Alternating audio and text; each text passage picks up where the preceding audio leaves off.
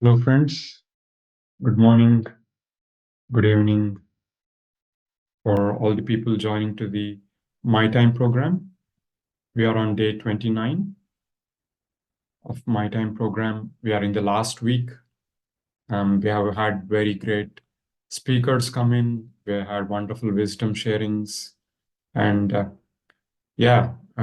today we have yet another great topic with another great speaker. Today's topic is Right Food by Dr. P.V. Sharma, sir. But before going to the topic, let's start with meditation. And we are all excited for the topic, and also this week being the last week. We'll put in more effort to have the great meditations and wisdom sharing sessions. And as you know, this program is presented by both IFSS and PSSM Global. It's the partnership with these two organizations that's making this program happen.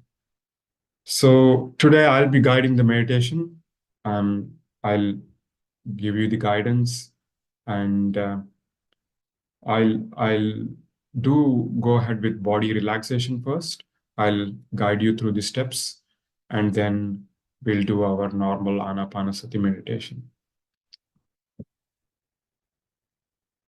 So friends, sit down in a comfortable posture. Cross your legs. Clasp your hands. Close your eyes.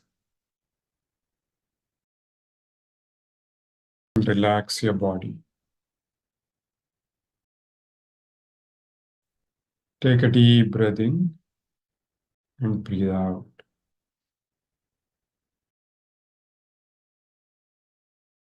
Take one more deep breath in. Breathe out.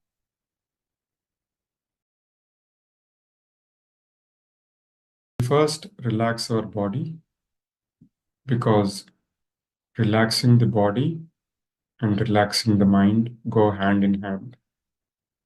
When our body is relaxed, our mind also will be relaxed and will have less thoughts. So with another deep breath in, breathe out. Let's focus our attention on our toes. Relax the toes. Relax the feet. Relax your calf muscles. Relax your knees.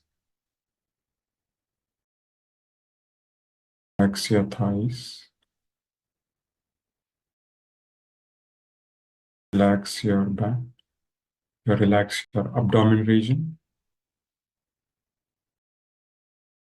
Relax your stomach. Make the stomach region loose. We sometimes carry the tension in our tummy and stomach, so relax the whole of stomach region.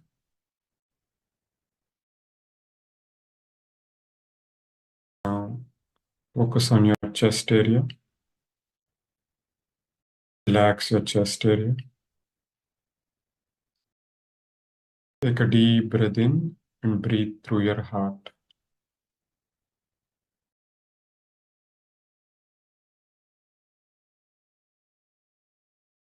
Focus on middle of your chest area. Relax the chest area.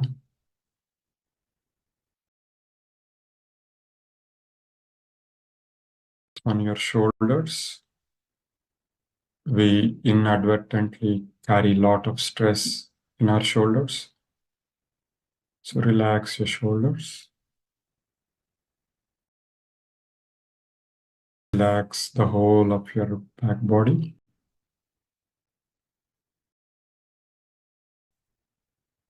Relax your arms, your forearms and fingers. Relax the whole of your neck region.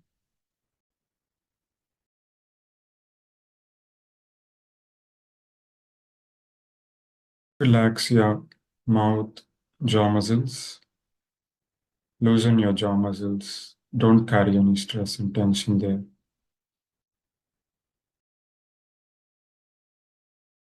Relax your face region. Relax your forehead and eyebrows region. We tend to carry a bit of stress around the eyebrows and forehead too. So relax that region completely. Relax the whole of your scalp area.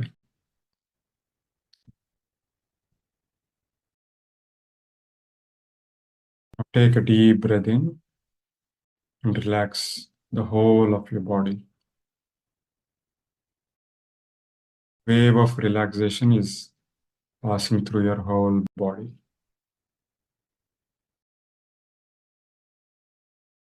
Now our whole body is relaxed. Let us now practice our Anapanasati meditation with awareness. So we need to observe our breath. Natural breath that's going in and coming out.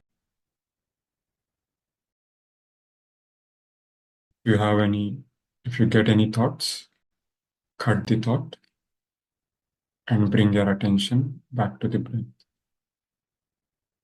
You need not judge the thought. Your job is to bring the awareness when we notice that the mind is wandering. So, music would be played now, which will help us in relaxing and observing our breath.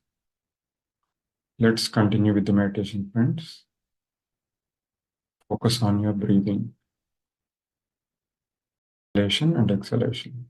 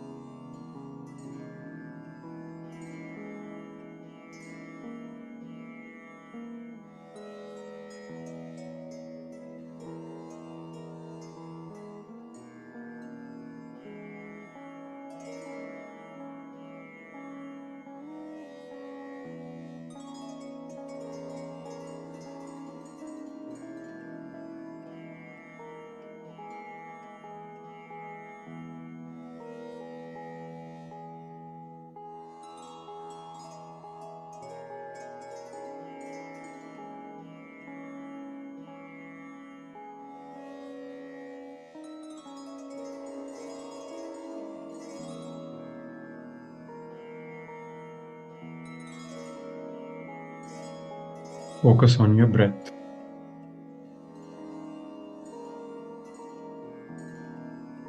If you observe your mind wandering, your attention back to the breath.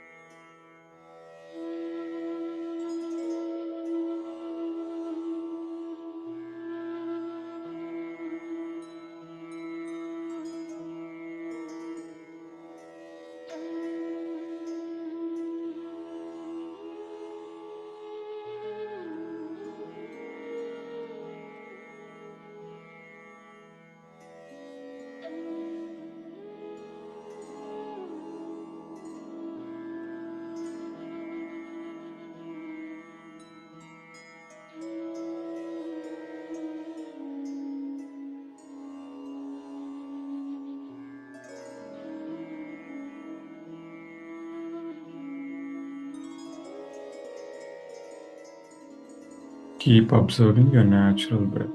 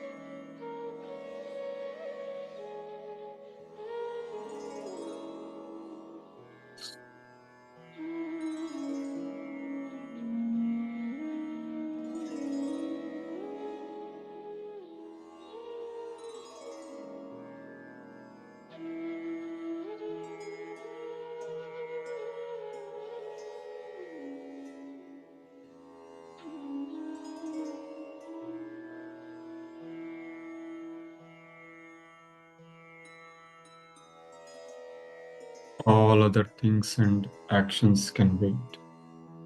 This is your time. Focus on your breathing.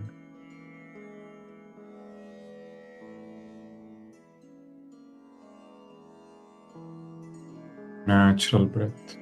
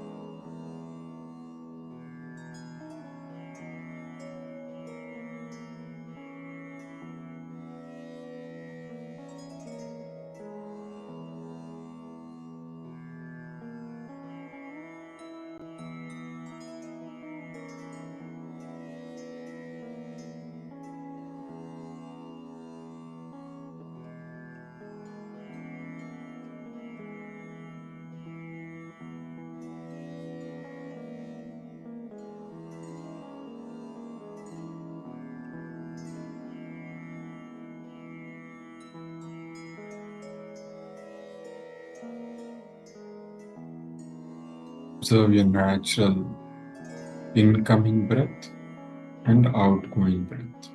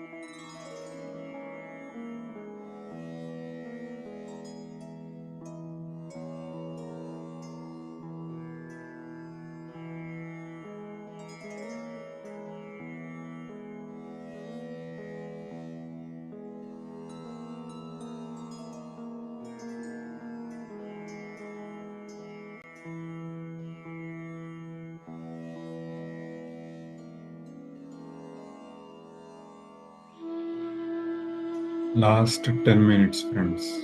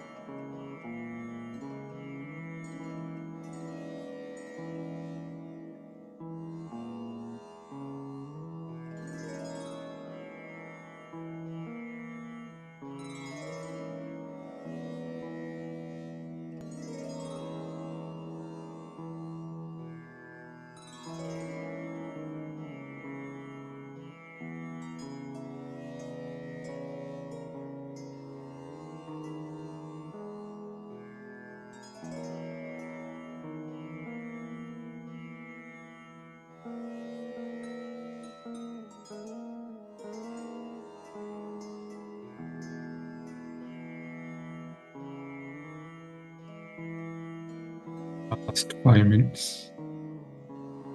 Please observe your breath.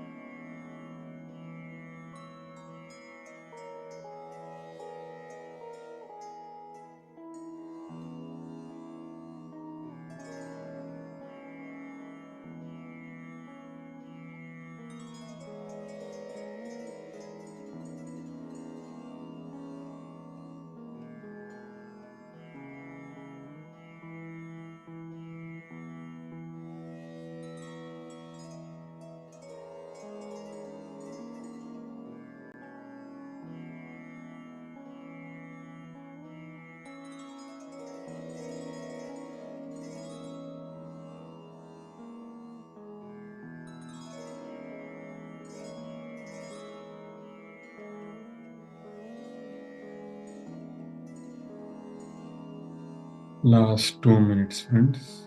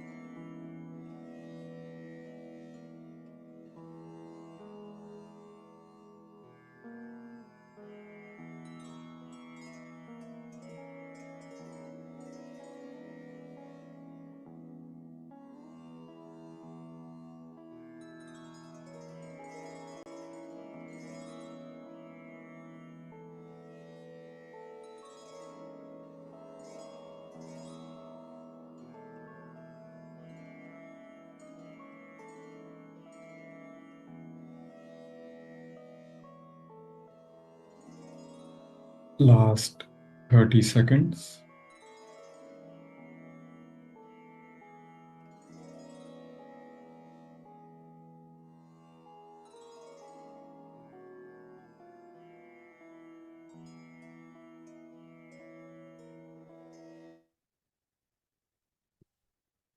Slowly place your palms on your eyes.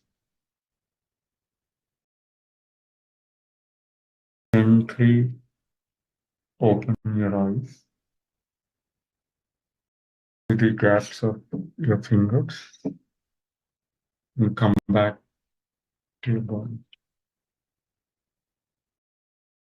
A gentle smile. We start today's session. Hope everyone had a good meditation.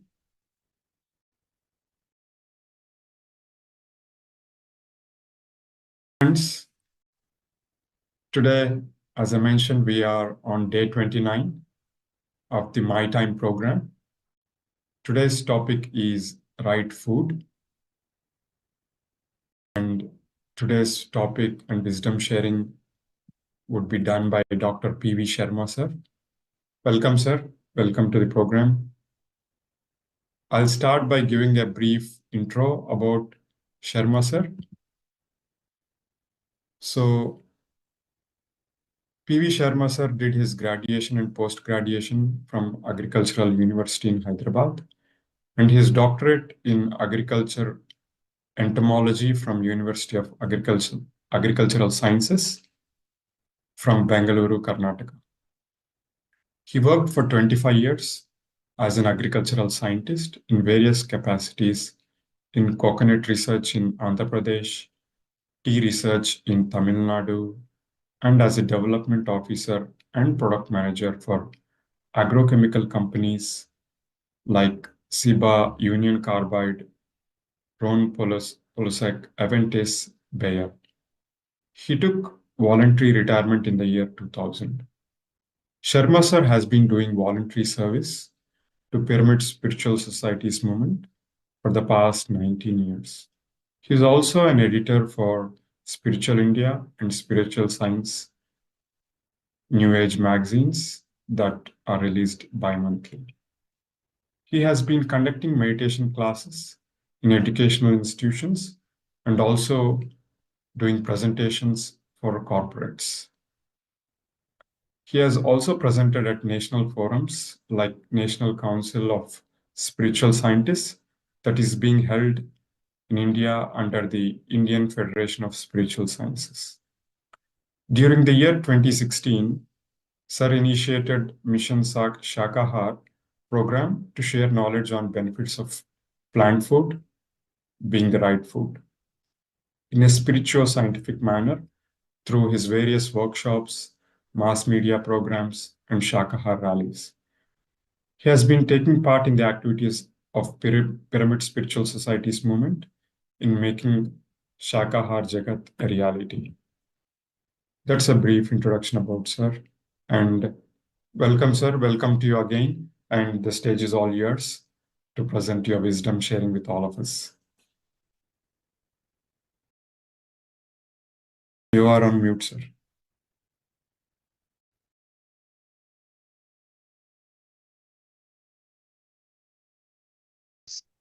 Good morning, sir.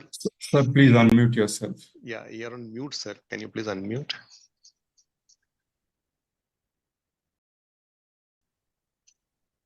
Okay, sir. Yeah, now am I audible? Yes, sir, you're audible now. Thank you. So my pranams to Brahmarshi Pitamaha, and also I'm very thankful for the IFSS International and also the PSSM global organizers who gave me this opportunity to present today's topic on the right food. So may I request Sunil ji to just start the first slide. Yes, sir. I'm just sharing my slide. One moment.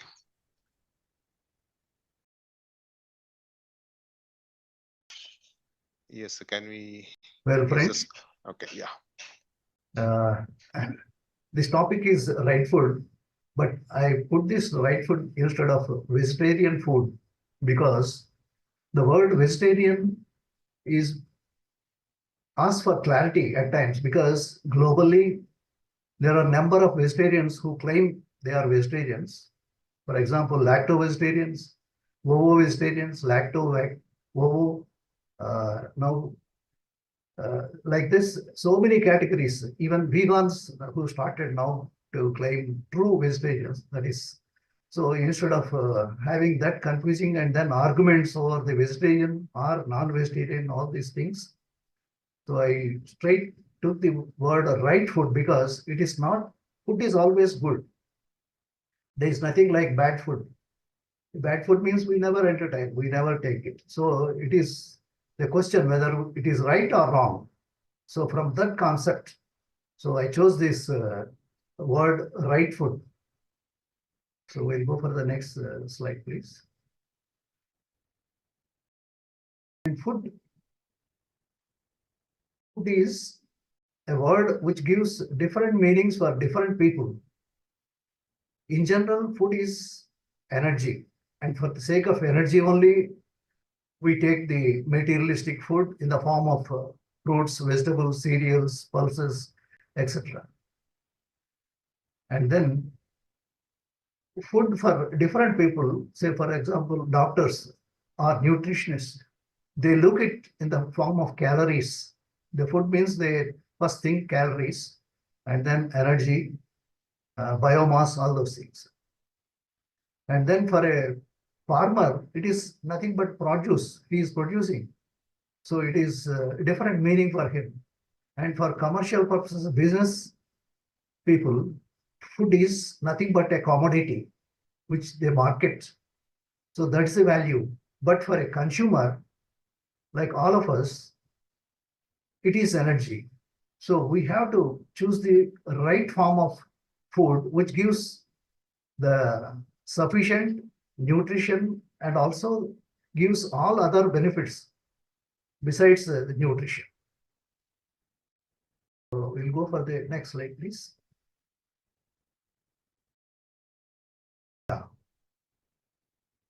Right food is our claim, in fact, because all living beings on this earth, they use this claim, right food, to choose their food properly, rightly, and also to feed their young ones with that right food.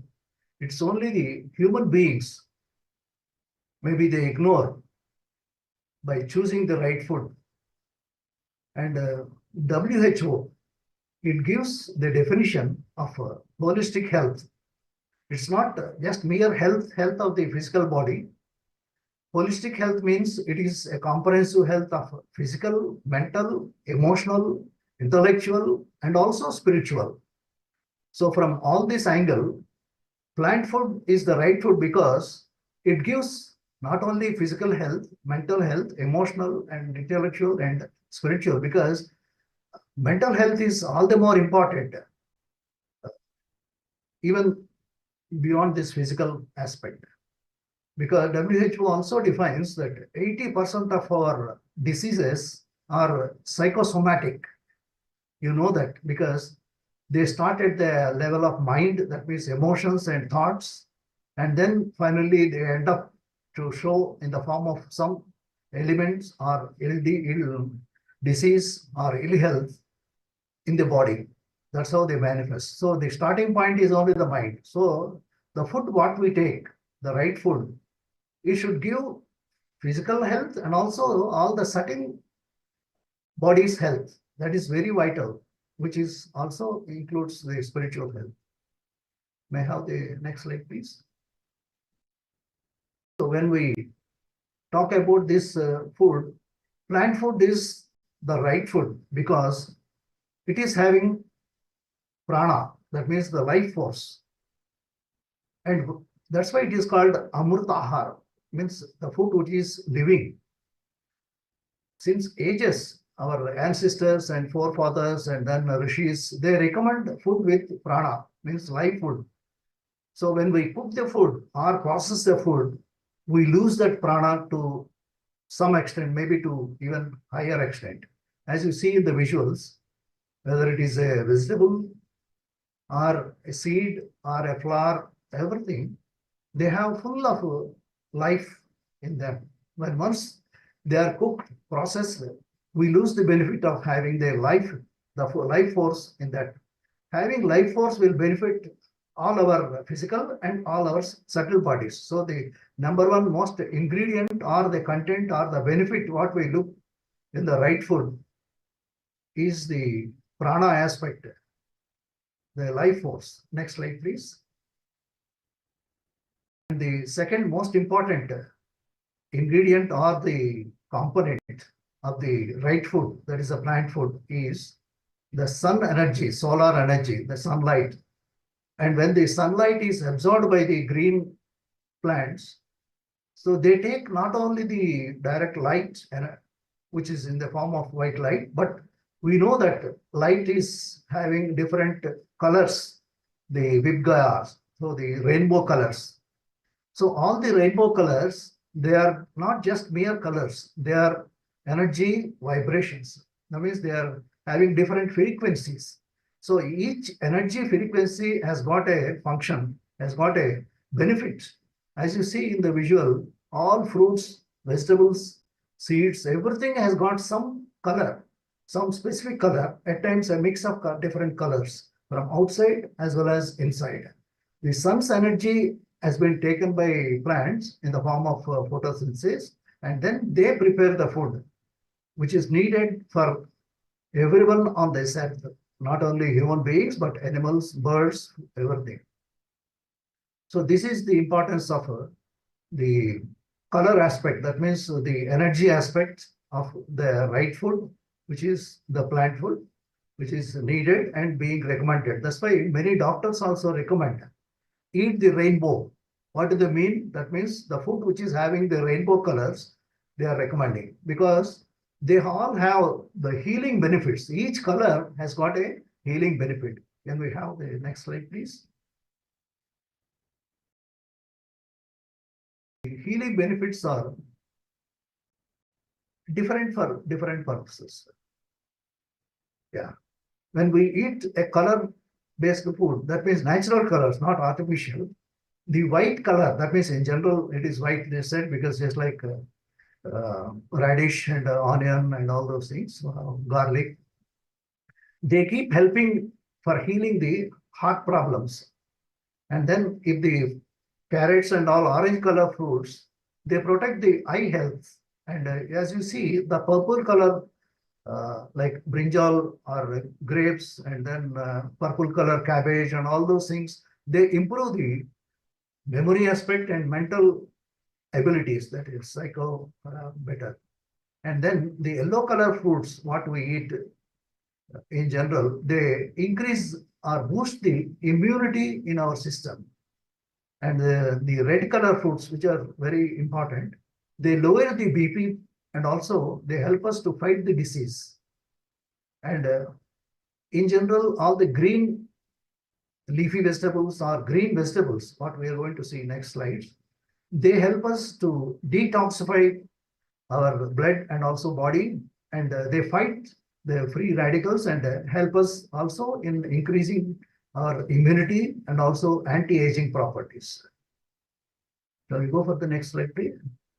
Yeah, we look for the benefits from a different angle. All the color vegetables, when we look somewhat spiritually, then the red color, which starts from the Mooladhara, they help in reducing inflammation and reduce the BP. And then when we ascend, that means next to the Swadhisthana, the orange color fruits, they improve eyesight, as we seen earlier, and female hormone system. And then the yellow color fruits, which help the Manipuraka, it helps digestion and assimilation.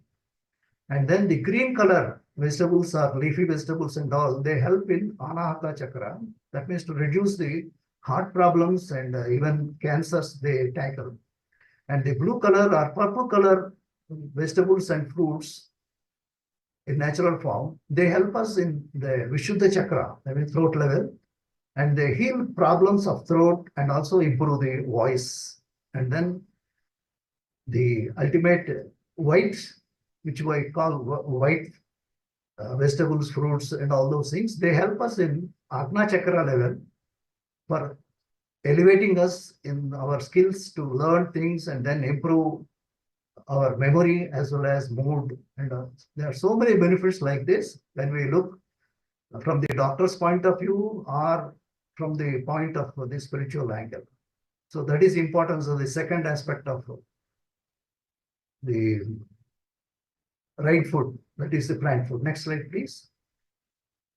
The third most component, what is present in the plant food, that is the chlorophyll. Chlorophyll is a wonder molecule which is having magnesium in its molecule in the center atom, whereas the RBC, human blood molecule, it has got iron in the center. That's all the difference. Otherwise, structurally, both molecules are very similar.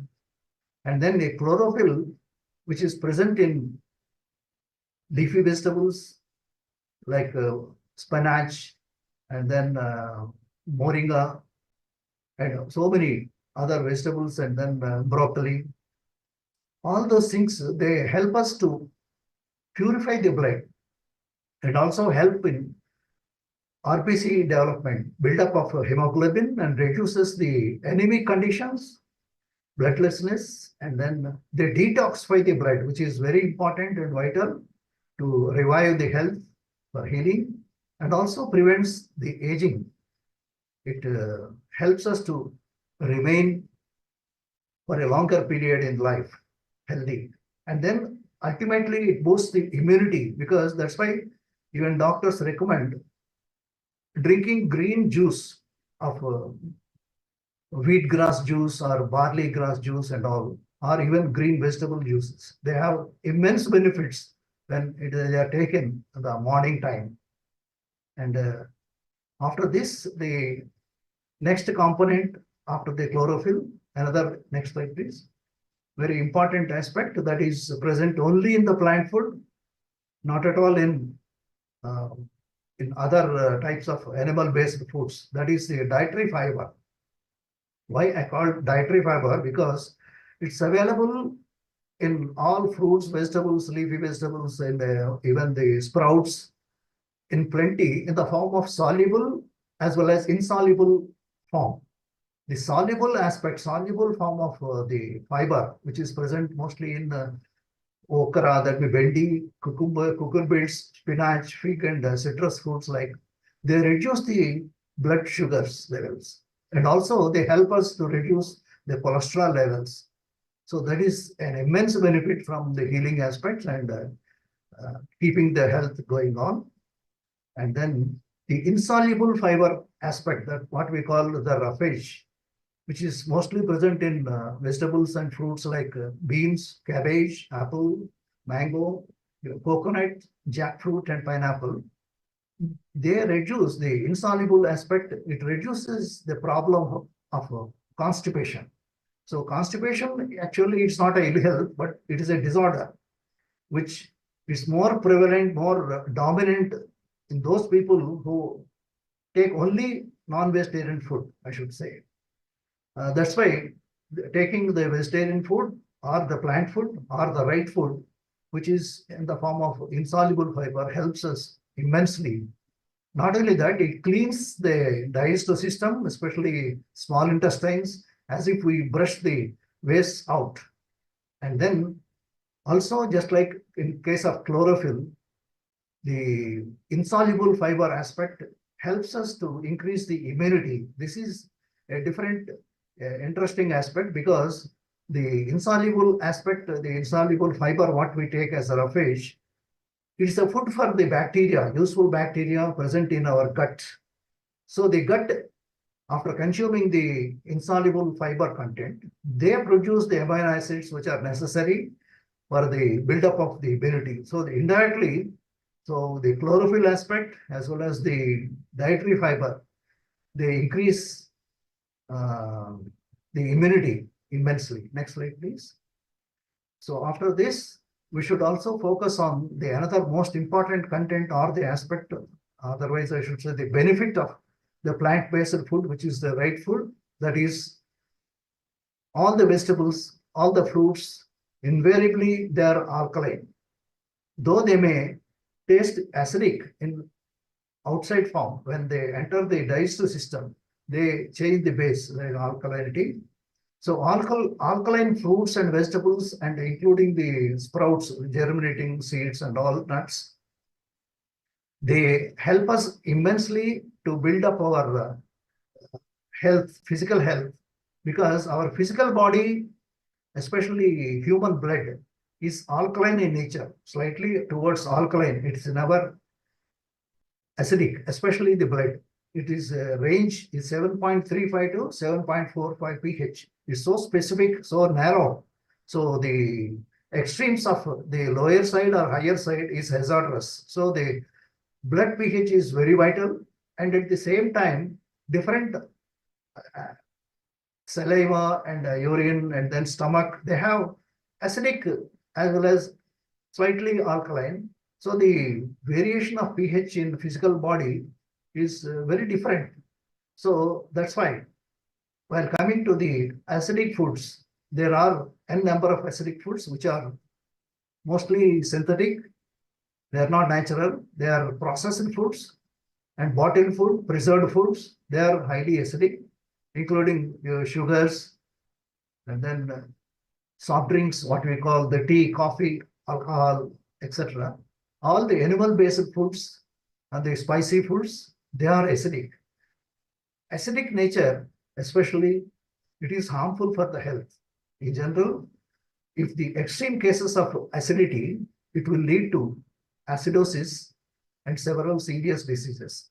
Acidosis is a human problem because the bones become porous, because the body, when we are putting that body in the acidic media, that means constantly and chronically we are eating only acid foods, what we see in this list, then the body develops more acidity, and then body has got a mechanism to neutralize the acidity by itself by absorbing the alkaline mineral, that is the calcium, magnesium, from the bones or the core of the bone, and also from the tooth.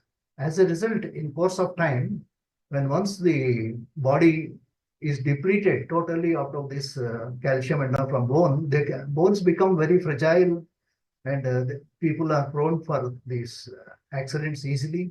Fractures happen, and even the old age comes, that is hunching and all, they come with the early age of 40, 50 like that. So depletion of calcium is not recommended, or not at all is healthy. So we have to keep a balance of taking the alkaline as well as acid foods, because that ratio, what is recommended by nutritionists and doctors, is 80-20 ratio. So that means alkaline food, what we have to choose should be about 80%, and 20% acid foods is necessary because the body has to keep the balance. So among the fruits and what we recommend, the cucumbers, cucurbits, zucchini and all, they help us giving more alkaline water. If the zucchini or these cucumbers, they are soaked after cutting for overnight, they develop alkalinity, and next day morning we can consume the alkaline water. And the coconut, which is available as raw coconut fresh from the tree, it has got a pH of 8 and beyond 8 also. So the doctors recommend even to the cancer patients the alkaline fruit, that is coconut water, tender coconut water. So that is the importance of alkalinity for maintaining the health, physical health, as well as automatically the mental and other subtle aspects of our health. Next slide, please. And every plants and vegetable and the fruits, plant products, they have rich vitamins as well as alkaline minerals. The vitamins like A, B, C, E, and K, they are all available in different fruits and vegetables. They are distributed in different fruits and vegetables. Even the sprouts also, they have a number of useful vitamins like E and all. And both vitamins as well as the minerals, which are alkaline in nature, they help us in building up the muscles, building up the tissues of our body, and maintain their health. So the natural form of these basic ingredients, which are vital for health, vitamins and minerals, in the natural form is recommended by doctors. But in the case of emergencies or some health problems, they may recommend the substitutes from outside, like tablets and capsules, which is also recommended based on the need of the time and health condition. So after this, this compound of vitamins and minerals, we go for the next ingredient of the plant food or the right food. Next slide, please. Yes, as we are now, I've been contemplating about this benefit of this right food. In any form, fruit or vegetables, sprouts or leafy vegetables and all those things, as you see in the slide, they have number of antioxidants. The antioxidants present in the food, especially plant food, we say it is right food because it is 64 folds higher than present in the animal products. So that is the benefit of having this plant food, which is the right food, to build our immunity system. Immunity system is our self-defense, the first line of defense, which is very essential to fight against the microorganisms with which we are fighting or we are facing, like bacteria, fungi, and virus. And the antioxidants, as we see, they are beta carotenes, flavonoids, and anthocyanins. They all help us to build up our immunity, that means the ability to fight diseases. And they also improve our longevity and long life, so healthy life. So we have experienced this problem of lack of immunity worldwide when we had the recent 2 years back, the problem of corona and all. So unfortunate thing, but if we build up our immunity, it will keep us healthy against all these diseases which occur because of these.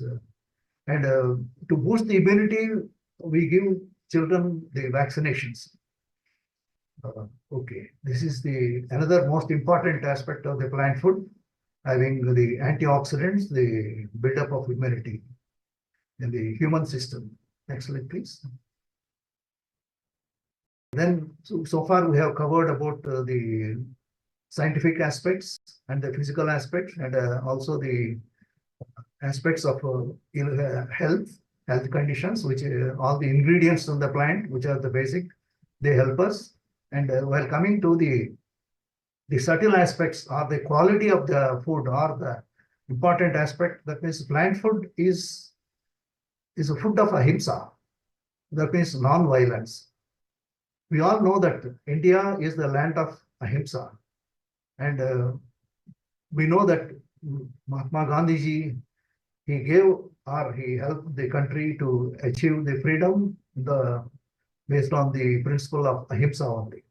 Ahimsa in our Vedic systems and all, in Vedas, they are told Ahimsa Paramo Dharmaha. That means the basic dharma of humanity is Ahimsa. In humanity, it's very important because Ahimsa is a complete abstinence or absence of causing any pain, harm, injury, or even death to not only human beings, but any living creature. This is the most important point. It has been defined by Swamiji, Shivanandaji, great master. And plant food is the right food because of this basic ingredient or the component of Ahimsa. And when we take the plant food by taking the flowers or fruits or vegetables, when we pluck from them, they have no pain or they have no struggle or they have no complaint, because the plants do not have this brain, nerve cells, and this mind or whatever you call. They don't have emotions, so they have no pain. There's no suffering, first of all. And physical is the pain is the physical aspect, whereas suffering is the mental aspect. So when we take the plant food, there may be some injury to the plant, but which will revive very fast. when we pluck a flower or fruit or a leaf, anything, they throw more number of flowers, fruits, and all. That means rejuvenation is more, because we are not totally killing the tree. We are taking the produce. We are taking the benefit of having the fruit or flower, which is being shared by the other beings, which is offered by the plants or the trees or the plant kingdom, should say. So that's how the most important aspect of the compassion comes. That is, the plant food is compassionate food, and kindness is the language with which the animals communicate with us. Love is the most important aspect, what even a child can communicate without language. So this is the way that the India, the land of Ahimsa, has come to this stage of growing to the third or fifth global stature, not economically, but in this spiritual aspect as well. Next slide, please. And most important aspect of this plant food from a different angle is its nature. The plant foods are sattvic in nature. Sattvic means soft, means very positive in the aspect. That means if we take the sattvic food, means fruits, vegetables, nuts, and then sprouts and all these fresh fruits, even the salads or greens and all, they help us to have the sattvic nature. So very soft nature, and then it is necessary. And in fact, the animal-based foods are the acidic foods. They are rajasic foods because they promote the rajoguna, that is aggressiveness or the dominance or the capacity to be very dynamic. It's also necessary. And then the another aspect is tamasic food. That means the tamoguna, which certain foods like alcohols, and then the preserved foods, and also the fermented foods, non-vegetarian foods, what you say, they promote or they induce the nature of lethargy, that is tamasic nature. In fact, all these three are important components which is necessary in our daily life, because when we go for the bed, to the bed, and before sleep, we need the nature of sleepy nature. Then we get into the tamasic nature.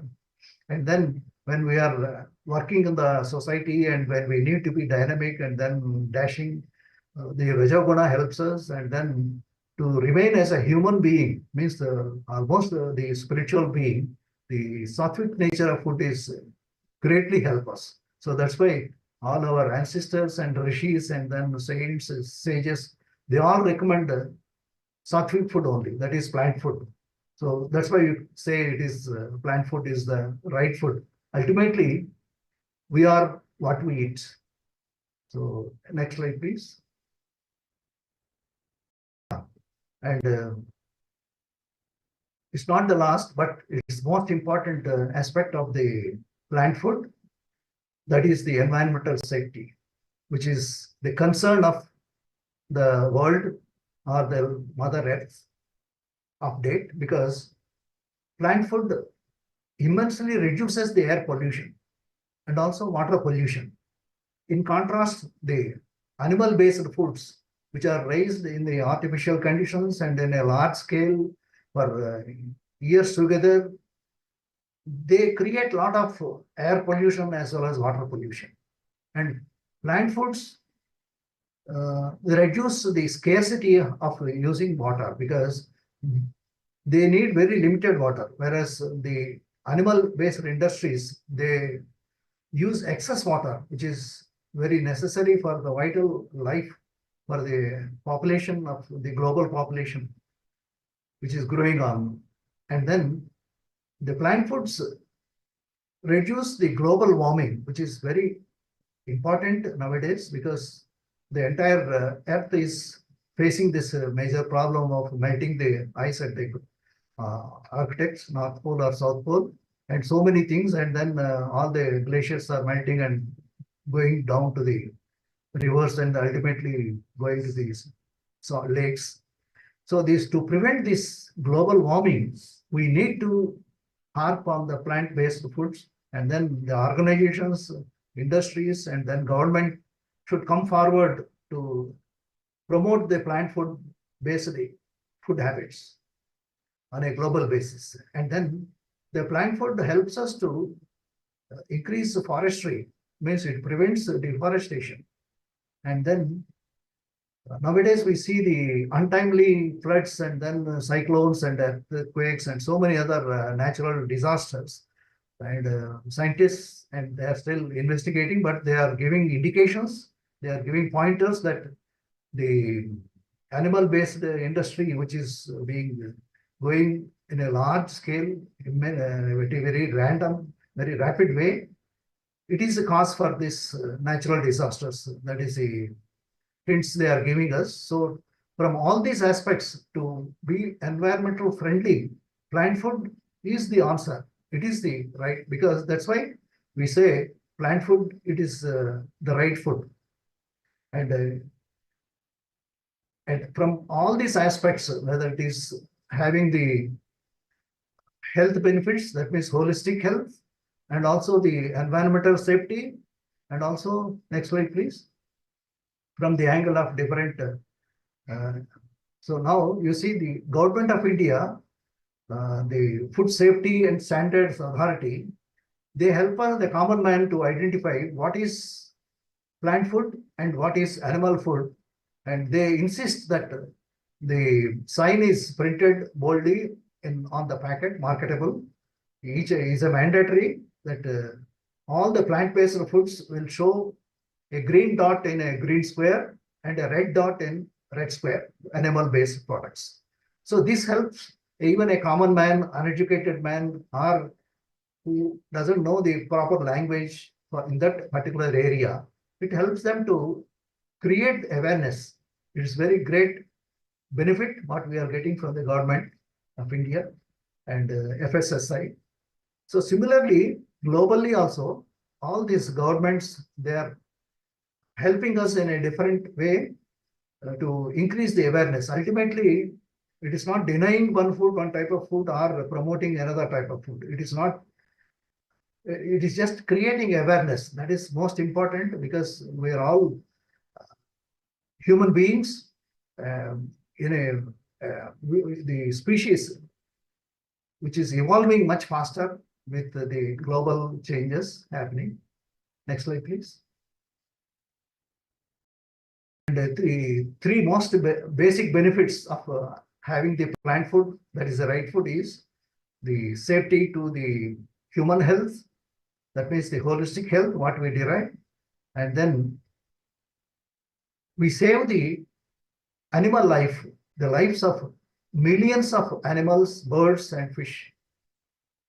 That is the greatest benefit what the plant food can give, apart from the most important and then the upcoming and the futuristic problem, that is the global warming and several other ecological problems, environmental problems. So the plant food save us from all these hazards, what is happening due to this selection of wrong food or the animal-based foods. So there is a great concern being thrown by the ecologists, doctors, eminent people, government authorities. They are very concerned about this human problem, because most important is how we are living on this earth. It is not only important, besides, and what sort of environment and globe and then earth we are passing on to our next generation. It is more important for the future generation. So we should respect the recommendations given by the psychologists and then doctors and even the rishis and then our Vedas and spiritually as well as the scientifically, the recommendations given by all these eminent scientists and spiritual masters to promote the right food, that is a plant food, is very vital. That's how. Next slide, please. And then there are different media to promote this plant-based food, that is right food. And we know that on an all India basis and also in different countries, our masters are conducting, pyramid masters are conducting a number of rallies to the public. And then even every country, they are having this awareness program through the publicity, media, not only print, but also the electronic media, and promoting the right book. And then there are a number of eminent masters and scientists who are printing time to time, giving information on the in promoting the right food, the plant-based foods. And this, from the organization Spiritual India and Spiritual Science, we have been including all these write-ups of the great masters. As we see here, Dr. Will Tuttle, and we have included a number of articles from this book, The World Peace Diet. And then if you go to the video, you see this video, the India, the land of Ahimsa, is beautifully taken by the government and the private organization combination. And then another video art we can appreciate and see by youth is the game changers. And we also produce from PSSM this plant-based food, that is the right food. And then Patriji, our master, he told that what is right food from his in 3 simple words. That means a plant food having no garlic, no mushrooms, and no microwave. So this is in short what I would like to present in this presentation forum on this topic, right food. And now next to the masters, Dr. Sunil.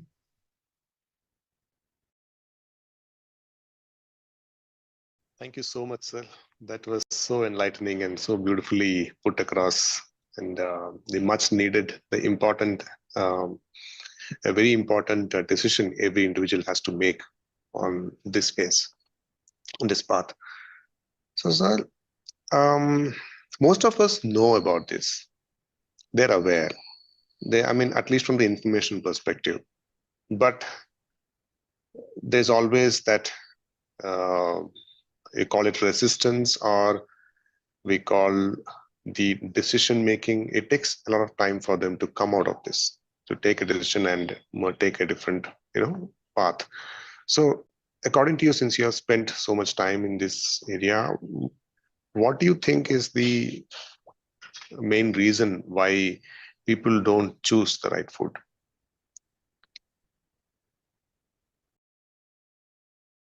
Basically, it is a culture, what has been to be imbibed in. And you know that the first teacher to us right from our birth is mother. And whatever mother teaches us, practices us, and put the food in our mouth, that becomes the basic understanding of the food. We all know that even the birds, animals, they all do this. When they nurture their babies, they do this meticulously. And then the higher level, the teachers, the schools, they have to inculcate the habit of taking the right food, that is basically plant food, because they can explain, and then students, they understand at that age when they go to the schools or colleges the importance of being healthy, and then the concern the humanity is facing. That means the environmental and global problems what we are facing because of choosing the wrong food or promoting the wrong food. And then there is a responsibility also in the case of administrators as well as the business class, business people who promote the industry, animal industry, because now several animal-based industries are also shifting to the plant-based quick alternatives on the plant-based diet.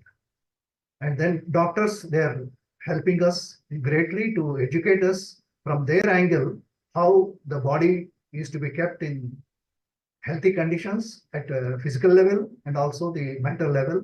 They are promoting and helping us, recommending the right ingredient if it is deficient, that means a mineral or a vitamin or any alkaline. Even they recommend alkaline water to take to balance the diet and also the health conditions on an emergency basis. And they are taking all the routes to elevate the ill health problems they want to control and then help the humanity in building up their healthy world, healthy conditions. So there are different aspects, different angles. What causes, what is a hindrance for choosing the right food, because it is a mental makeup. So nowadays the world is changing, globe is changing, and now 40% of the population is youths, right, from 20 to 40%, 40 years of age. So they are very dynamic, young, and then they are dashing. They understand things very fast, and they are exposed to the electronic media. So their awareness is much faster than earlier 10 years, 15, 20 years. So the learning process is quick and then very apt also. Only thing, we should have the right way, right guidance. You know that cell phone is very important, very essential component of life next to books, or is replacing the print media, books and all those things. But then to handle that powerful media, powerful instrument, the mobile phone, it's very important on the health condition of the physical body as well as mental body. And then we have to make use of the technology in a right way. Right way is most important, right way, because you know that Lord Buddha taught us the eightfold path, the 8 ways of having the right life, right mindfulness, right attitude, right living style, and right, including the right food. So, and then Brahmarshi Patriji has promoted the plant-based food because it is the right food. That's why he gave the 3 cautions. Though the some vegetables or some items in the category of vegetarian food, like garlic, mushrooms, though they are in the category of vegetarian, he is not recommending as a right food.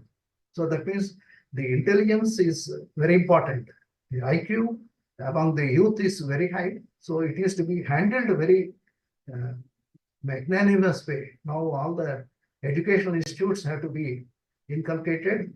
My request is that in the schools and colleges, the aspect of the right food has to be introduced and inculcated right from maybe school and college levels, so that the habit changes much faster. As you asked, there is a gap between the communication to the students. And when they are young, when they are dependent on their parents and all, they cannot make decision. So that is a problem there. And when they are above 50, 60, they are very rigid. Maybe they are already, or they may get into some health problems or age issues and natural. So they may not listen to the new ideas of changing over their habits and all. So, but the most important segment, what is very vital and ready for us to get the communication through different medias of electronic and print media and all those is educational forums like this, international level, and that is the right way to bridge the gap and communicate to all the segments of the society. Right. Thank you. You almost answered my second question. So what I wanted to share was, we all are bombarded with a lot of information. We all are taught right from our childhood that meat gives the protein, the non-vegetarian food, the benefits of right from the doctors to our parents to the societal acceptance, and there's a peer pressure that if you don't eat these, then you are like considered somebody who is really not in the mainstream, and that peer pressure forces a kid or teenager to get into eating, consuming non-veg food. So what we can also see is that the decision of that individual plays a major role. Of course, there are right intentions when somebody is saying, okay, you need protein, so probably he is not aware and he is just recommending. But there are vested interests from the businesses also to promote their products. Yes. So it all depends, again, boiling down to the individual, how the individual has to take the decision. So I'm trying to link, since you have dealt with in this field for many years and you have seen many people transforming from non-vegetarian food to vegetarian food, how much does this meditation and awareness help us to give a clarity on deciding on our own? Because this is a very big decision. Somebody who has been consuming non-veg and has been in that lifestyle, and taking a decision in this side is something like a major decision. So I want to understand, because there are many people who want to quit, but they are not doing it because out of a lot of seasoning and compulsion and things like that. So from your experience, where is the thin line, and how do you think this meditation and awareness plays a main important role in this? There are a number of questions in your thing. It's not one. As you know, globally, there is only 15% of the plant food eating habit. That means the vegetarian category. Maybe we are very fortunate. We are living in the land of Ahimsa. So the vegetarianism is 30 plus. The 30% of people are vegetarians in our subcontinent. Whereas in other countries, it is somewhere it is very poor, maybe even single digit in some cases. Because of several factors, their location, the availability of food, the temperature, climatic conditions, the availability, transport, and several problems of society. But this is one aspect. And while coming to the second aspect, as you just gave the lead of the protein aspect. So plant proteins are equally efficient and necessary and equally healthy to the animal-based proteins. This has been published. The only aspect of animal-based protein, the undesirable aspect of this animal protein is it is hard to digest, hard to assimilate, more than digestion, assimilation. Going to the cell level, it is difficult. So as compared to the plant-based protein, it's very easy. And all the ingredients in the protein, that's amino acids and all, it's a bit more scientific, sorry for this. They are available in different categories of plant proteins. That means beans or the pulses or this, even the cereals, even the millets, even the vegetables, they have protein. But different amino acids of the protein, they are distributed, well distributed in the fruits, vegetables, sprouts, all those things. While coming to the animal-based protein, it is a concentrated protein which is available at a high level. It is digested, and in the process of digestion, it will affect the kidneys. It will overload the kidneys. Taking continuously the animal-based proteins, it will overload. It will lead to the kidney problems. This is a finding which is well known and well told also. It is informed. I should say some example of the Bahubali hero or villain. They have been advocated by their nutritionists to take more animal-based proteins to build up their muscles, show up their muscles and all. Continuously, they are flooded with protein in their bodies. As a result, the person who took, he had to go to kidney operation or replacement or whatever it is. He had to go to USA for this treatment for the sake of secrecy and all. So it's not well publicized, but it is a fact that animal-based protein will lead to kidney problems, liver problems, and several other ill health in the course of life. May not be in the early stages of health. That means when we are very young and youth, below 30, 40, it may not, but it may lead to cardiac problems also. Heavy doses of proteins. And another important aspect of this protein is not available in animal exclusively. It is combined with the cholesterol problem. That is fact. You cannot separate cholesterol, bad cholesterol, from the protein in animal-based food. That is the correct. That means in case of plant-based foods, oil-based foods are separate, vegetable oils are separate, and soybean is both protein as well as how we handle these plant-based proteins and animal fatty is different. And plant-based cholesterol or the oils are unsaturated, whereas animal-based fat or this, it is saturated fat. It accumulates in the blood and causes the cardiac problems, heart attacks. So that's why the youth suddenly they get heart attacks. They don't give any first aid warnings. So it happens, it is an attack. That's why it is called attack.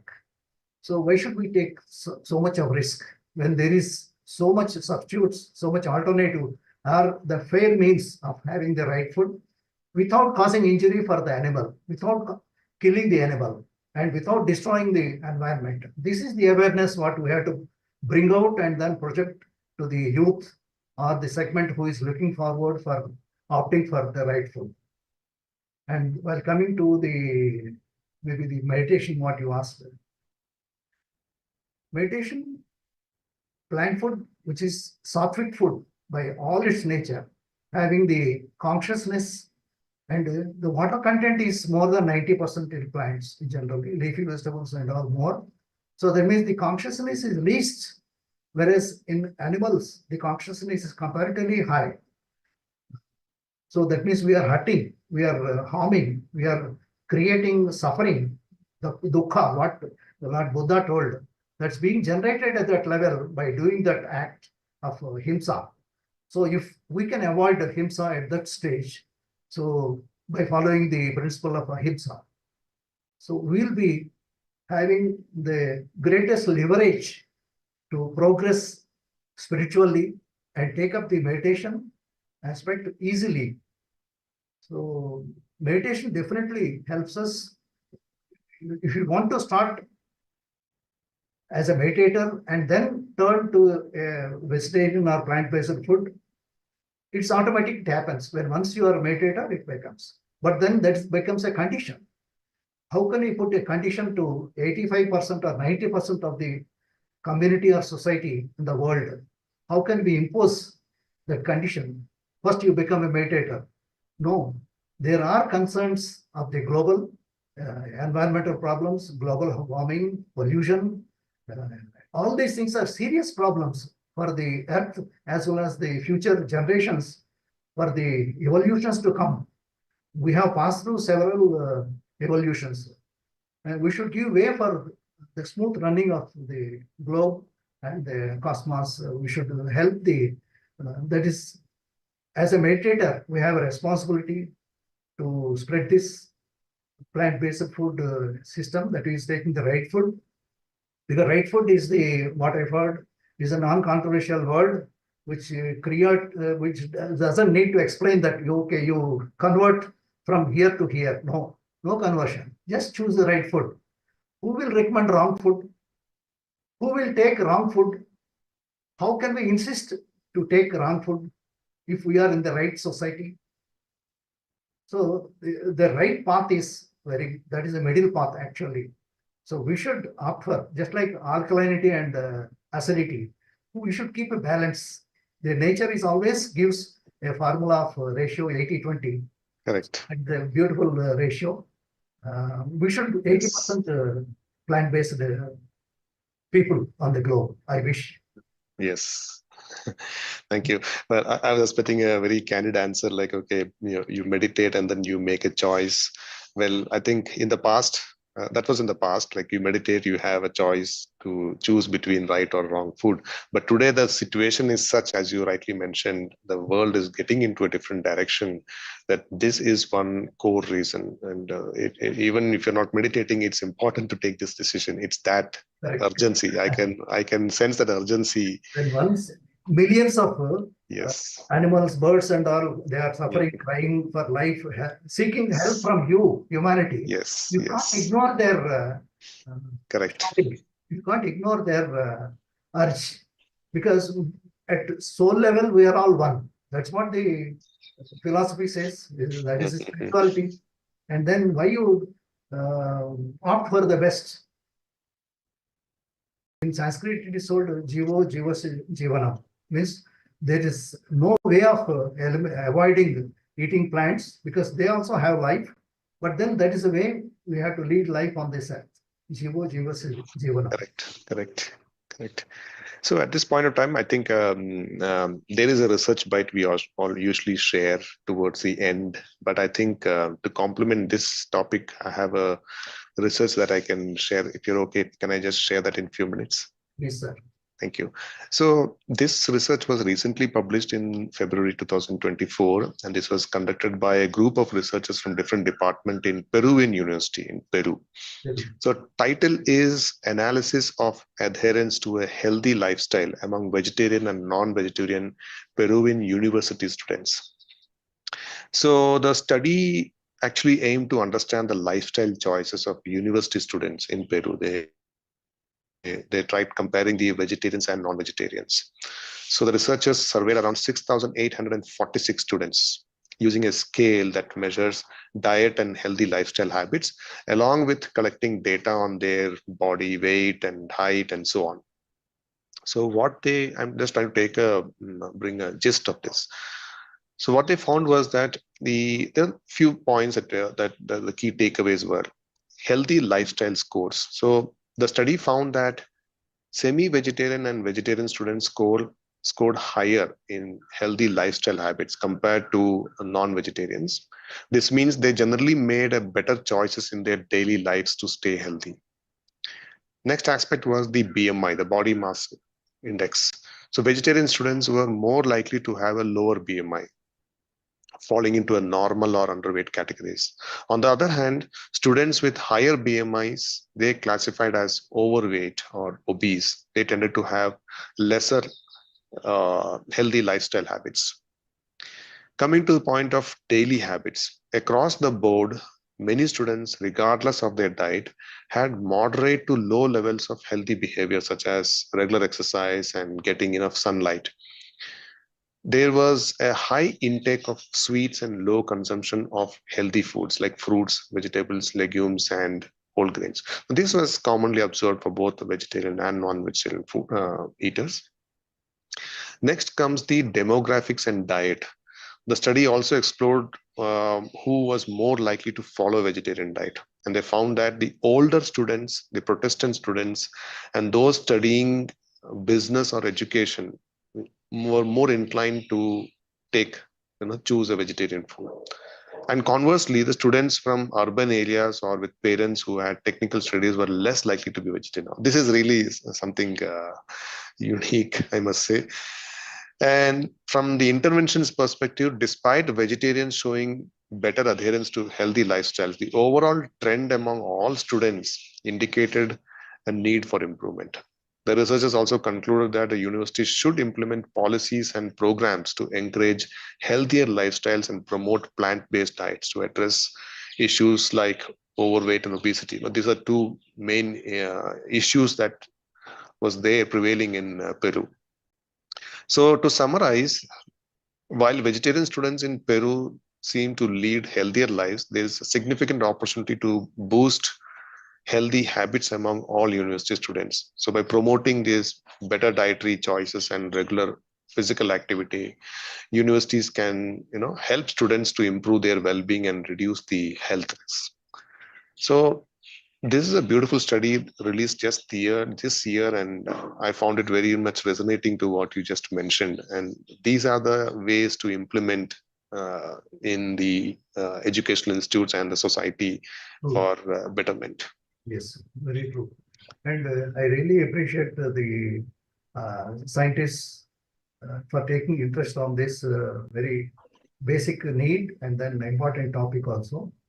And they have already considered the holistic approach.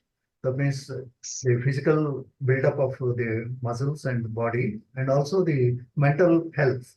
Mental health is also necessary for the students, because the food what we take is dependent on the lifestyle of people. Somebody is working only in the hot sun, and then they are working in the deserts or the ocean or somewhere. They need a different type of diet, you should say. In that aspect, diet we have to recommend.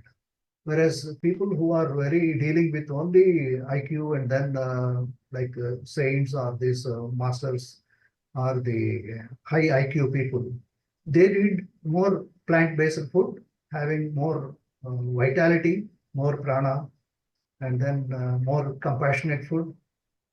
And all these things are very important because Correct. it is the aspect of mental health is all the more important for, in general, to the humanity.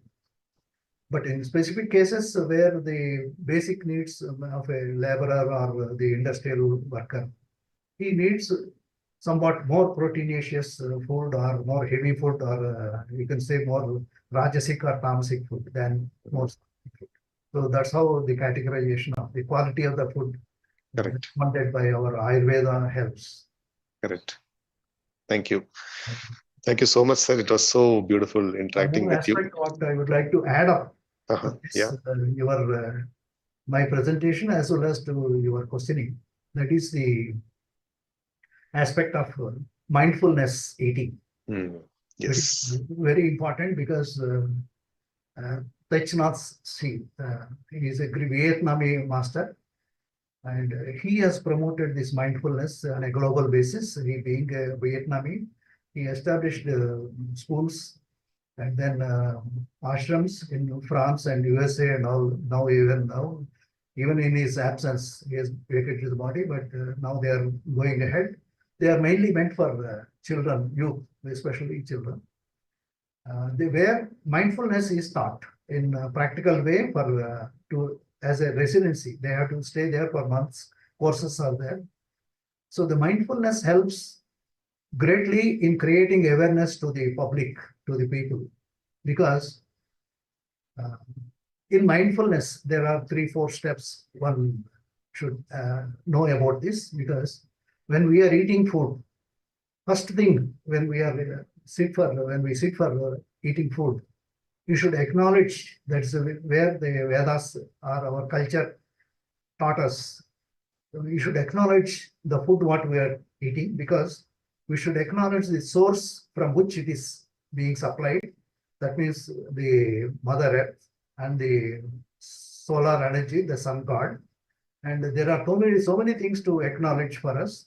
And the acknowledgement should also extend to the person who cooked the food, who prepared the food, who carried the food. It is very, very important acknowledging before we miss. Our culture says in many cultures, gratitude. They pray before taking food. They do pray.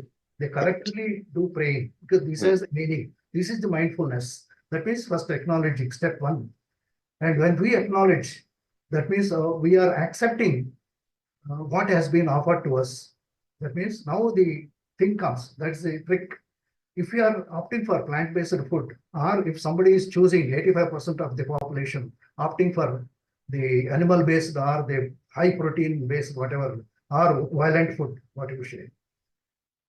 When we acknowledge the nature, positivity, the Sattvic nature, and how the Mother Earth is offering food, and the mother in the house, when she prepares with love the food, we acknowledge the mother, our mother, for giving us food like that, and the basic food. But when it comes to the so-called non-vegetarian food, how can we acknowledge animal which is going to die? How can you say that thanks for dying, and thanks for acknowledging the person who butchers, slaughters, and then who encourages. So this is not mindfulness. So when they are mindful, they come to the balance. They will understand the awareness is inculcated in their mind. So they have a consciousness also. It's not only the mind aspect. They have a consciousness. They have a heart. Then they feel. So you should touch the heart. When we touch the heart, anybody will melt. So the acknowledgement aspect of the mindfulness help us to alleviate this problem and then solve this problem. And another 2-3 aspects of mindfulness is avoiding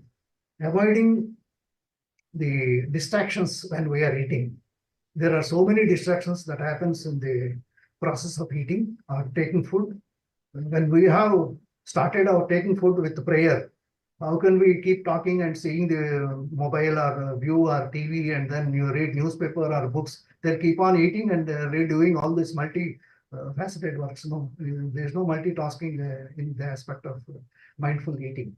There cannot be. It should be focused. Yes. It should be focused in such a way that distractions are minimum, or no distractions are involved. And then another thing we have to avoid in this mindfulness is overeating. Please, we eat not for the sake of hunger. We eat for the sake of appetite or emotions, emotional eating. Even if you are not feeling hungry, as per the time, as per the schedule, as per the program, we keep eating without asking the body whether you are hungry or not, or whether listening to the body. If body is giving a signal that I am hungry, you ignore it by putting coffee, tea, and whatever it is. Or when it is really hungry, we cannot give. And when we are overeating, the body will start suffering because it has to take overload. So these are different things. And the last mindfulness aspect is that we should involve all our senses together. That means when we are eating, we should use your fingertips. That's what our Vedas, our culture says. It means you have taste buds on your fingertips, it seems. So when we put the taste buds in our mouth, the saliva secretes, and then the enzyme comes into the action, and then the digestion starts. That means the process of digestion already started when we are following mindfulness of touching the food with our own hand and fingers, not with the knife or fork. That is a different culture. That's different. But here, mindfulness, you are availing it, where in other case you are not availing that benefit. You are losing the benefit.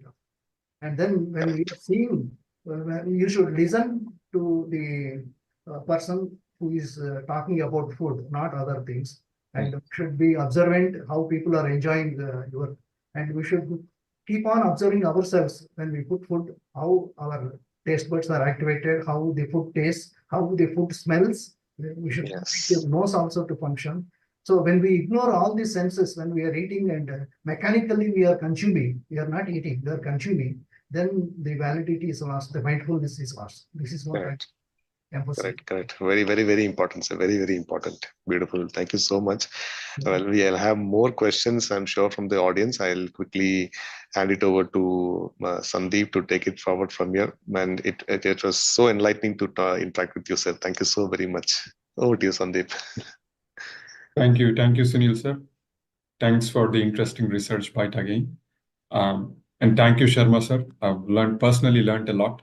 I liked how you correlated the color of the food with the chakras. That's something new. I never thought about it. And eating the rainbow is something I can teach my kid too, I think. Yes, sir. So can we take some questions, sir? Sir.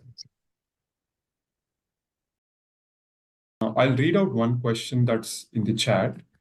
And then, if anyone has questions, please raise your hand. This question is from Rajiv, sir. His question is, how do we address concerns of toxic compounds like oxalates, lectins, glycosides, and pesticide residues in plant foods? Yeah, it is very concerned and important because I have come across this problem being an agriculture graduate, and we know the residues present in the food, and they are more than the limits prescribed. But it is not in our hands. As a consumer, you have to take precautions and of cleaning the food or removing the bark if necessary, or the peel of the fruit we have to remove. Suppose you have banana, you remove the peel because something is deposited on it, or apple. If apple is having a deposits of some chemical, you remove the apple. May not be possible in case of certain fruits or vegetables like grapes and all. So in that case, you may have to use some salt or some soluble salts. They are prescribed. So they bring the buffer condition. They neutralize the compounds, harmful compounds. So you soak in that salt for a few minutes before cooking. So you can break the harmful ingredients, pesticide residues left over. And then that is at consumer level. But at higher level, the authorities and then the government authorities or the pesticide concerned companies, they should strictly follow and then instruct the farmers to use the right dose at the right time. That is where the organic farming comes into the picture. So governments are promoting organic foods, organic fruits, organic of every aspect. Nowadays, the range of organic things is going on.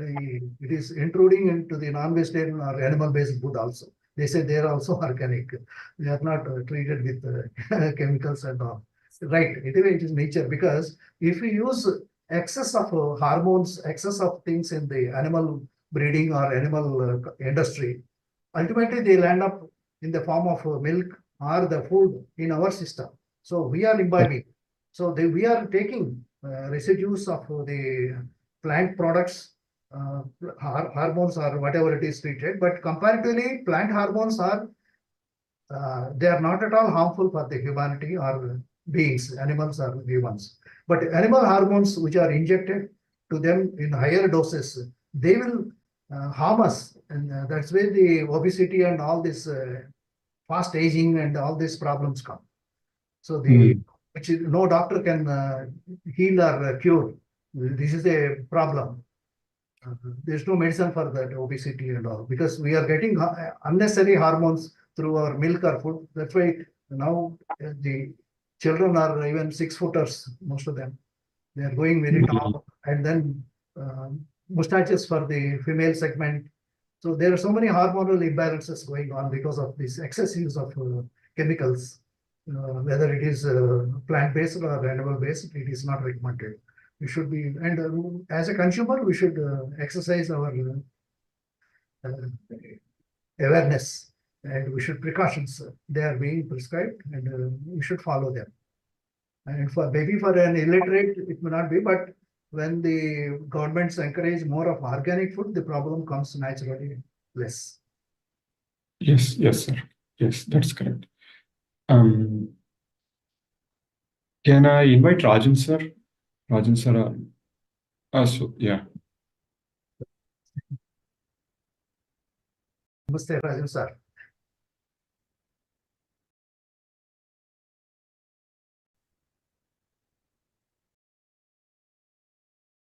Voice muted.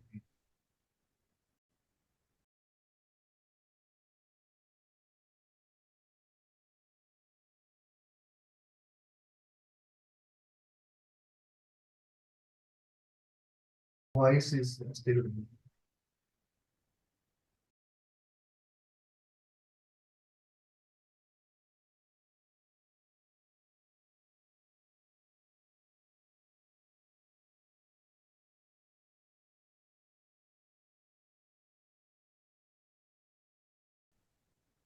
Hello. I think Yes, I'm sir. audible now. Yeah. Yes, sir. Now it is Thank audible, you. sir. Thank you, Sharma ji. It was Namaste. really very Very nice. colorful. Thank you, sir. It was your presentation was very colorful with all the fruits of different colors, giving all the important qualities which are available in different Thank you, colors. sir. It is. I really appreciate that. Yeah, And I got help I from just wanted to, yeah. I just wanted to add a few things, but I hope I don't extend Please. my time. Please. One is that diet and mind are interrelated. Yeah. Okay. Yes, sir. Since the mind is formed of the subtle energies of what we eat, we can realize that diet is one of the most crucial aspects of the spiritual aspirant regimen. That's why Patriji used to say spiritual health is the root and physical health is the fruit. Yes. So there itself it's very, very evident about spiritual seeker being attached to foods which are sattvic in nature. Yes. You have elaborated that was very well. Well done. And Sunil also, that research paper of Peru was really interesting. And I wish we have more of such research papers available in all our project, all our subjects, Yes, which sir. we handle in these sessions. So now coming to this aspect of it, I just want to get you a quotation from Chandogya Upanishad. So Chandogya Upanishad says, mind consists of food. That which is the subtle part of milk Yeah. moves upward when the milk is churned and becomes butter. In the same manner, the subtle part of the food that is eaten moves upward and becomes mind. Yes. Thus, mind becomes food or consists of food. So this important point, each of us is going to think about it because invariably we do not think about what we eat, how it is produced, when it is produced. So many factors are there to give you energy in the food because we do not, none of us, I'm sure, would like to land in a hospital or have a physical illness at any point of time, whether you are young or whether you are old. Any illness affects your entire activity, not only in respect of your career, in respect of your future, everything is affected. Yes. So, it is very important that we remember this point that when the energies within us are positive, they produce harmonious states of mind and behavior. But when the energies are negative, they move in a random and chaotic manner and produce negative states of mind Yeah. and consequently negative behavior too. Why do you think children behave in a peculiar way at some time? Yes. You must be watching it. The parents who are feeding their children with food created out of violence, they must be noticing it in the course of it. Why Yes. not they give a chance to Sattvic food being given to children so that they have better behavior, a disciplined behavior, and an amenable disposition.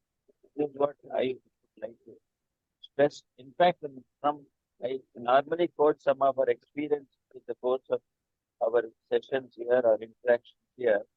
So one experience which we noticed when we were in a particular place in Tamil Nadu, when we were conducting programs for many people to teach meditation, we had people of different religions joining there. But then they were all born non-vegetarians, eating only food from non-vegetarian areas, etc. But then we found in the course of steady, regular meditation programs after about a period of 6 months, and the programs lasted almost 1 hour, that is, meditation for 1 hour continuously was being done by all of them, and they appreciated it and they enjoyed it rather. But we found is the tendency to eat food which is not plant-based was not there after the program was completed in 6 months. That was the reaction that was what happened. So they used to ask us, we have been used to this food for ages, that is not plant-based food, but foods created from meat, etc. Well, how do we convince our children about it?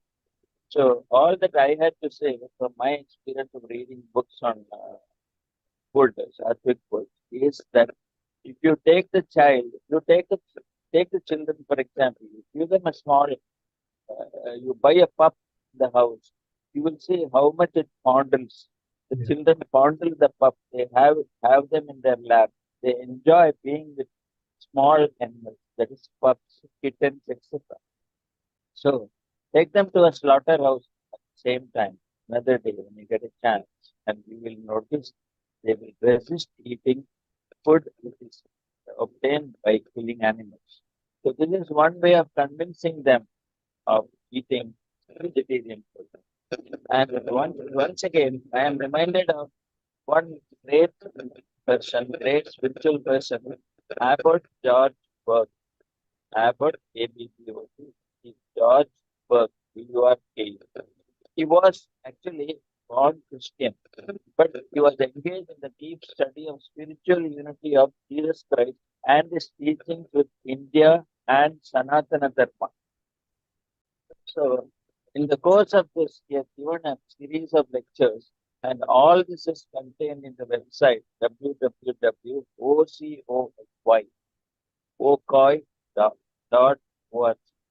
So he has mentioned in one of his articles, which I see I have been observing out of the world, I would say, that being a Christian, someone advocating vegetarian food, and that too, the relation between diet and consciousness is given in such great detail that I was appalled, interested at the amount of knowledge this person is having.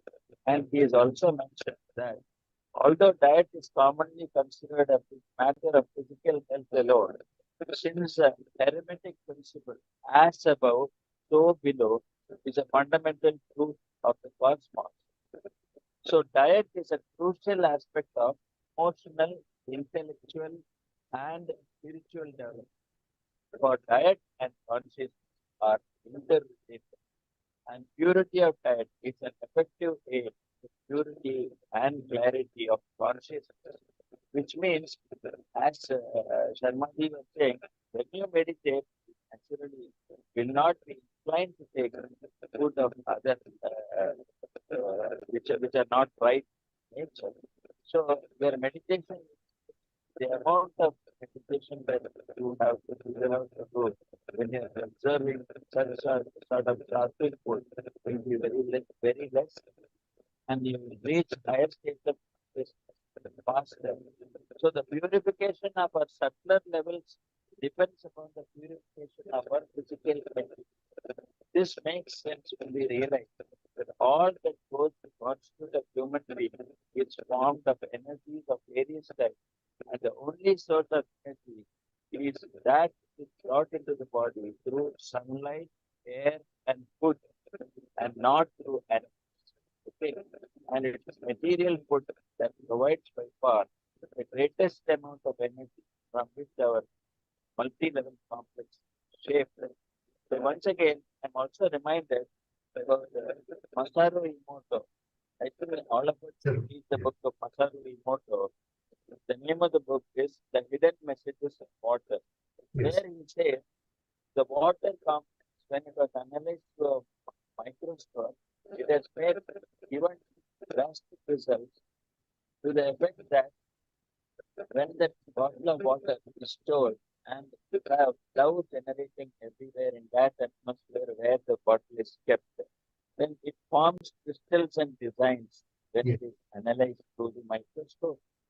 But then where that bottled water is kept, in which there is a fight and there is not much peace in the house, there is a lot of arguments. Then the crystals that are formed out of that atmosphere are crisscrossed and not in alignment at all.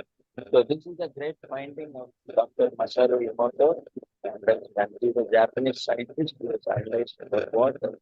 The third and the last point I would like to discuss, read the book Key to Enlightenment, Key to Immediate Enlightenment by Ching Hai, Chimhi.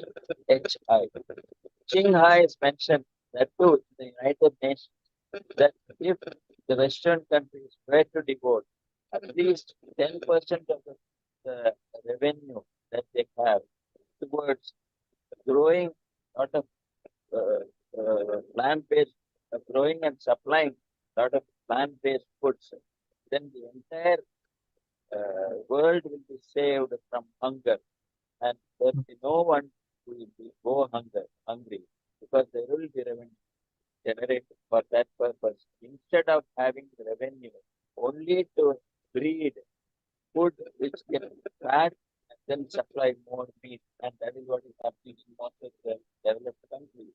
So divert that money for that purpose. So Ching Hai has done its revolution by speaking in the United Nations that recommending that plant-based foods should be available and should be eaten, and we desist from killing animals and create a world of harmony. So this is all I have to say. Please be in contact with all these books and be reading these books so that you know more how to live a life which is healthy always. And there's one last item which I forgot to mention earlier. That the way you eat is very important, because I heard a very great international leader say most of the way that most of the people suffer because they do not know how to eat the food. They do not masticate the food and eat. So unless the food that you eat is combined with the saliva and goes inside to be digested properly, the food will not be digested properly. With the result, there will be leftovers, and there will be food which are there for many years. it will be inside the intestine, and that may become cancerous. As we all know, red meat has caused cancer in the United States to a very great degree, and all because people are careless about what they eat, when they eat, how they eat, all this. Thank you. Thank you very much for adding so much of wisdom given by our great masters and scientists. And it has come through you. We are really grateful to you, sir. And you have Thank you. you have Thank you. really supplemented my presentation in a very effective manner. So I'm thankful to you for giving so much of information and valuable information, which available in so many books like Masaru Emoto and then Ching Hai and their quotations masters. And before, with your permission, maybe it is not coming into the purview of this right food topic. So Yes. the aspect of fasting recommended by either doctors or scientists as well as our culture or our ancestors. It works in detox way. That means whatever pollutions or these contaminants or the negative energies we take in the form of right food or whatever wrong food. So detoxification is more important. That we should go on fast at least one day in a week. So that is what Mahatma Gandhi recommended. And also, of course, he did many more miracles by eating neem and all, which are having medicinal values. Great country we have. There are so many medicinal plants available only in our country as compared to Western or polar these countries. We should make use of this wealth of this Mother Nature, the medicinal aspects of the plant community and the medicinal values of the food what we take is also very useful, and which is not available in the wrong choice of the food, because we are adding more toxins, we are adding more pollutants, we are adding more fats and then more heavy proteins which are not necessary, taxing the system more and adding more toxins and then do detoxify. There's no use. So the food itself should do detoxification through chlorophyll and then fiber content, dietary fiber, and our effort of going on fast at least one day or half a day, and alternatively go one day as Patriji has recommended as a fruitarian for one day. And there are great masters in the country, world, who have like Dr. Jashmuhin and all, who are surviving without food, means their fast is continuous for years and decades. So that is miracles we have in our thing. So thank you very much for adding up so much of wisdom, sir. Thank you, Rajan sir. Thanks for your insights. And thank you, Sharma sir. I also see Swarnalata ma'am. Ma'am, do you want to add anything? Madam, namaste. Morning, ma'am. Great inspiration, you and Rajan sir, for me to take up this topic. No, great information and inspiration. Thank you. Madam. Thank you. It's all the grace of Patriji and then the Spiritual India magazine, Spiritual Science, what he has initiated, which we are now continuing. And it's a process of learning through great masters like you, who are enlightened masters. So the young generation is so fortunate to have all of you, Rajan sir, you and Patriji, as our spiritual guides. Thank you. Thank you, Sharma sir. Then we take one last question. There is one question in the chat. The question is from Sumati ma'am. And the question is, how to bring the practice of taking vegetarian-based foods to our grown-up children that are used to take non-veg food for decades? Exactly, a good question, because I think I partly have answered this because we should inculcate the habit of mindful eating. Mindful eating means, as I told, this 4 steps, thanks, the acknowledge the food what we are eating, the source which is giving, and then thank the mother who is cooking the food, and then avoid all the distractions. And then mother, in our case, they used to feed. That's what they call thumb feeding. So whether it is solid or liquid, mother feeds through her hands. To a certain extent, they make balls and then feed. This is the care that the first teacher on the earth is the mother. She should take the responsibility. When mother is taking and then children are growing under that care instead of hostels and then artificial conditions away from the parents. So this is the basic need that we should have. You need a parental care. That we need parents also to follow, demonstrate that they are true to their heart, they are eating and they are right food.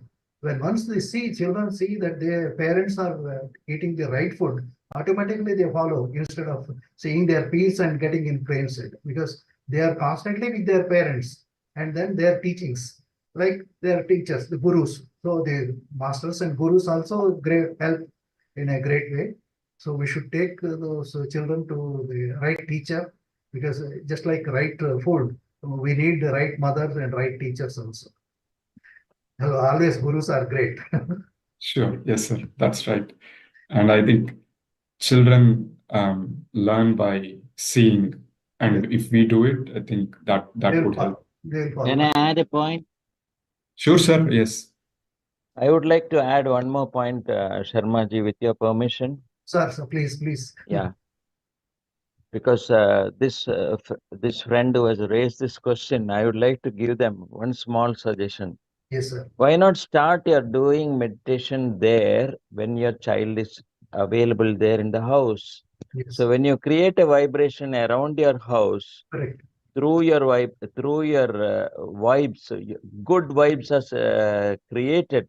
When you do that, then the inclination to go for other types of food will not be there, number one. Number two, Patriji always used to ask, have you taken a bath before you started cooking? He used to ask ladies who are cooking, Yeah. That's very important, because I don't know whether you have read in Osho's books, invariably, Osho used to take bath and then only go for meditation, or sometimes do meditation while taking bath.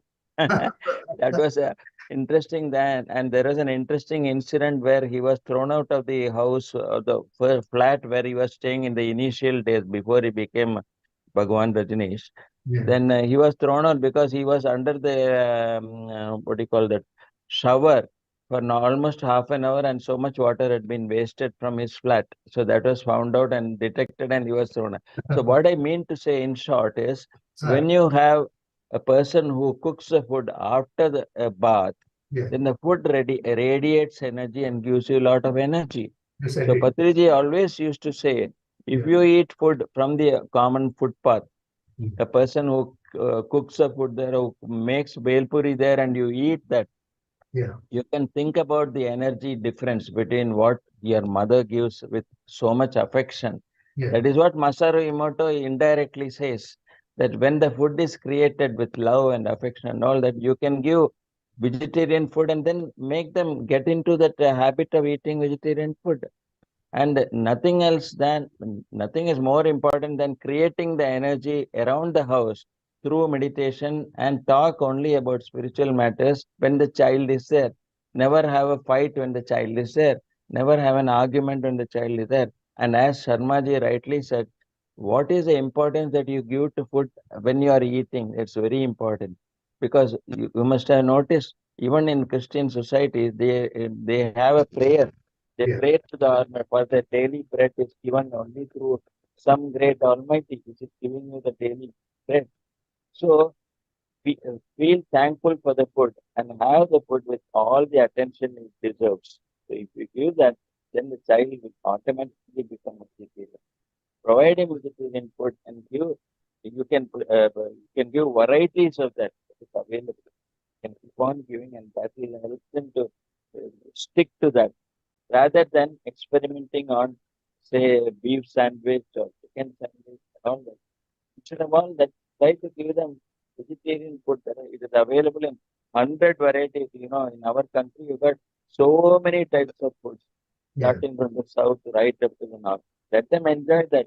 Then they will never take to the other type of food. It's only because our tradition has, in certain families, the tradition has been like that, but you don't have to continue it. Make things, change everything, change the whole system. By introducing meditation in your life, everything else changes, and that is our experience. Thank you. Thank you very much for the clarifications. Very nice, sir. And when this water aspect comes, when we have a shower and then come for the food, that means our negative energies are washed away. Yes, sir. We shower from outside. But when we do meditation, we have an inner shower of cosmic energy. So that cleans all the subtle bodies, and then you have a holistic approach of having the holistic health, having a shower and also do meditation, and then go for the food. This is I think this is the right approach if you can recommend and then follow, especially for children, at least once, because when they are in the school, they may not follow, but when they are at home, they can do that. So Correct. answer for that madam who gave that very interesting question. All questions are beautiful questions and well asked, well said. Yes, sir. Thank you, sir. I don't think we have any more questions. I thank you a lot. I've learned a lot personally. It's my And pleasure. yeah, I admire your passion and energy for this topic. I can see that when you're answering the questions and then when you're discussing the slides, going through the slides too. I also would like to thank all the volunteers that have helped today and also throughout this program. My request for, I already shared my presentation to Sunilji. So Sure.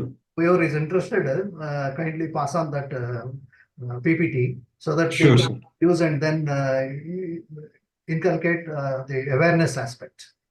Sure, sir. We can All put the it in. institutes and then schools, wherever it is possible, because now the PSSM Global and then this IFSS International can help this sort of electronic dissemination of information in the form of pictorials or the visuals will help. This is a colorful presentation, as Rajan sir has acknowledged it. So I'm very thankful to all the organizers again, the great work you are doing, sir. Very nice of you.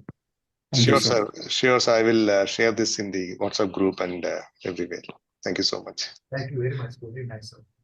Thank you, sir. I also would like to thank IFSS and PSSM Global that have come together to make this whole program.